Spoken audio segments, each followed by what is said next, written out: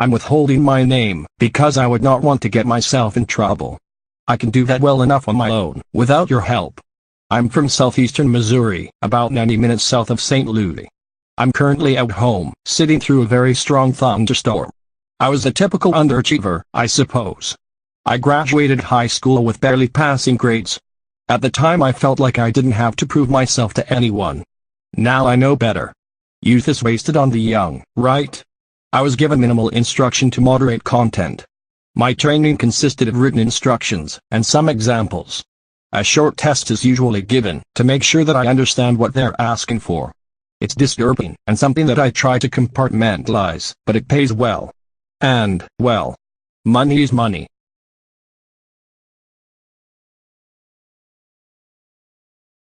The strangest experience I had was moderating about 3,000 photos of what appeared to be this family's entire year in pictures. There was a lady with purple hair and a young boy with highlights. I think that child had the best childhood ever. They were always on a boat, at an event, going somewhere, doing something. I wish I could give that to my family. The worst video I ever saw, personally, was an individual killing and dissecting cats. I'm personally a cat lover, and this was not a scientific video series, it was cruel and unusual. The cats were killed in a majority of ways: running them over, electrocution, beating, stabbing. It was very disturbing to watch. I personally am just not going to continue answering this. I'm sorry. I just hate to rethink about this kind of stuff.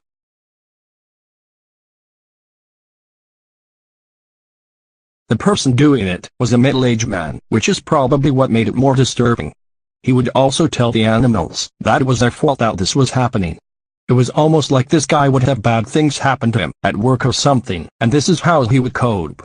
It was just, pardon my language here, really fucked up. Like, beyond fucked up, because he wasn't just doing the stuff, he would be like, talking and mumbling the whole time, but like, filming the whole thing.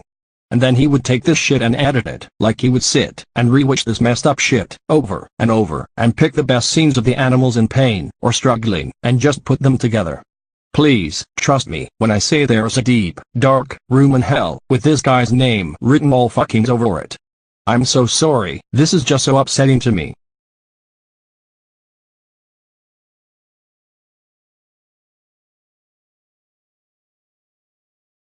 The day that I first saw one of this guy's videos, I cried.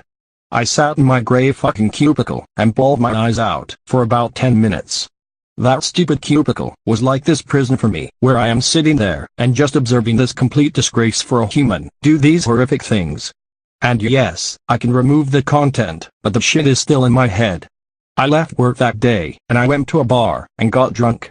It took me 7 tequila sunrise to feel like I had sufficiently forgotten what I had seen. I was still upset though, and I went home, and just kind of cried about it. It made me feel like I could not really trust people, and it almost made me incredibly disappointed in people in general. Like I just wanted to find the person, and just make him feel a shred of what I felt. But the sick part is he probably reside in a darker place mentally than I will ever know. I again apologize for my language. People are fucked up. That's really what I learned from my experiences. From all the weird stuff I had to sit through, to the just outright filth that was uploaded, you just have to sit back and wonder sometimes if everyone has truly lost their marbles. And see, this is what happens when a bunch of oversharers are suddenly able to share anything they want with anyone. Just fucked up shit, man. But there were also puppies, and kittens, and some really heartwarming and great stuff. But as a whole, people are fucked up.